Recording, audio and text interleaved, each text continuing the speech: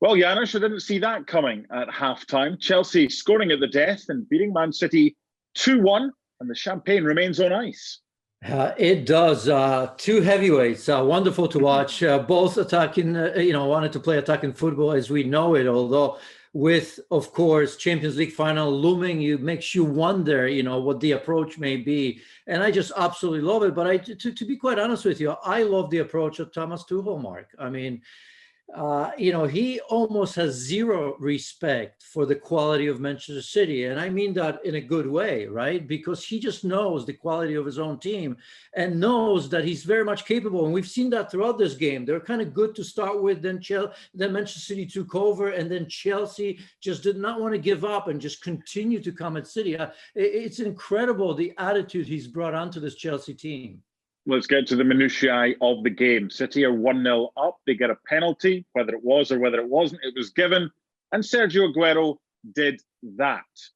That ultimately could have been the big difference. I think it would have been a 2-0. I don't know. I think Chelsea would have been fighting, and who knows? As I just mentioned, under Tuchel, they just don't truly know how to lose. They'd always be in the game, but I think it would have been very, very difficult. It's sad in a way that Sergio Aguero is the one, because he's been scoring so many important goals over the years for them. But yeah, he's got to take advantage of that. He's got to do much better. Somebody's joking that he's going to Barcelona, so par for the course, because they don't score from penalties there as well. But truth of the matter is that he's got to put that game away at that point.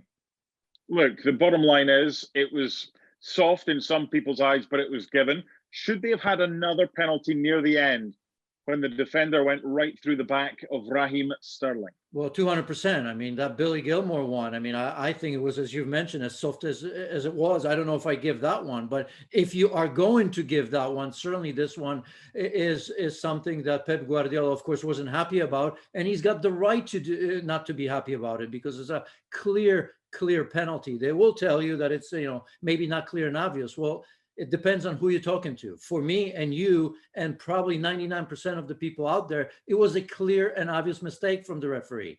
Well, the bottom line is, if the referee gives it, VAR's not going to say to him, you should overturn that. But VAR decides. Why not? No, that's what VAR is for. That's the nonsense about the language of clear and obvious. That's got to go out the window.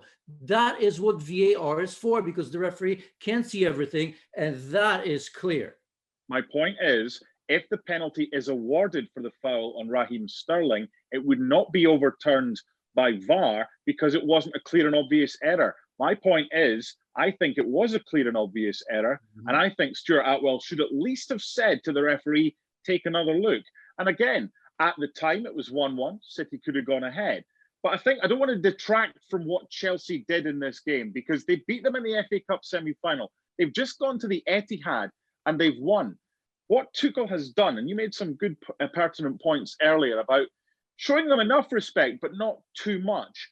What changed in the second half to allow Chelsea to do what they did and turn it around and go away with all 3 points? Well, I think, in this game in particular, and throughout the time that Thomas Tuchel has been there, what is amazing to me is the level of intensity that they're able to maintain.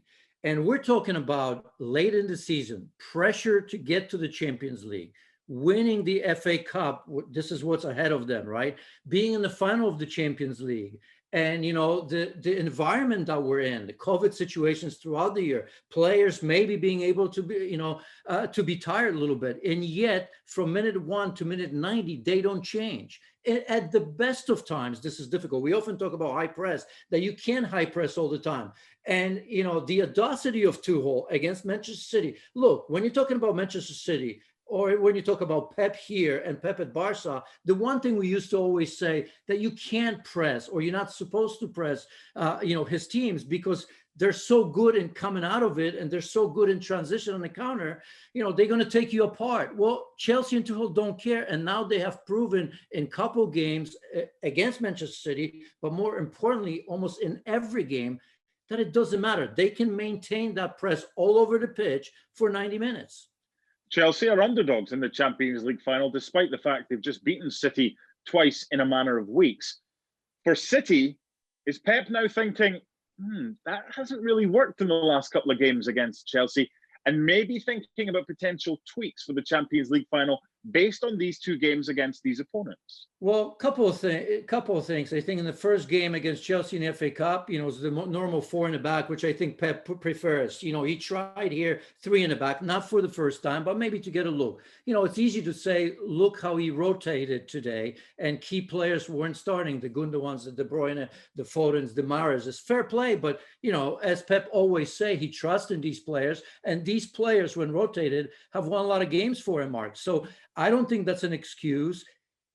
Look, if you look at both teams, and tomorrow is the Champions League final, I think at their best, City, it may be slightly better. But Mark, I'm telling you, this Chelsea team seems on a mission.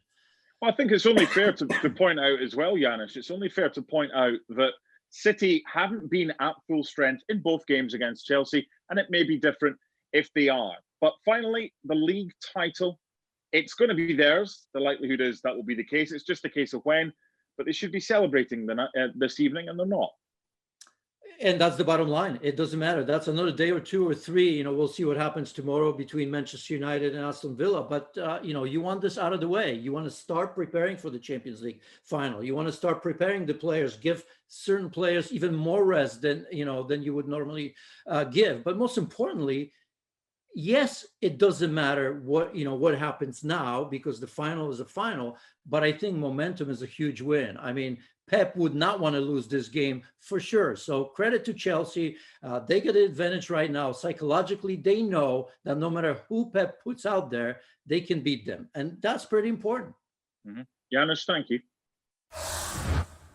Thanks so much for watching ESPN on YouTube. And for more sports highlights and analysis, be sure to download the ESPN app. And for premium content and live streaming, subscribe to ESPN Plus.